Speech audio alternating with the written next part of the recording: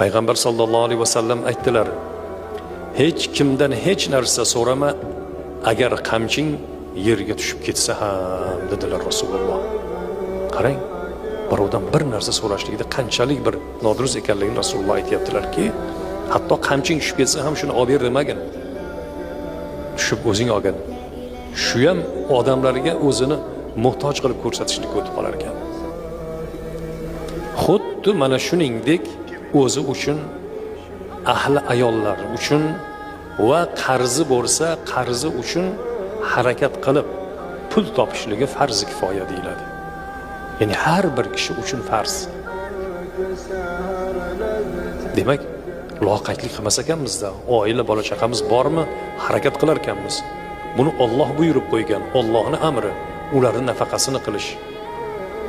Bor falonchi qarindoshing bersin, otang bersin, onang bersin.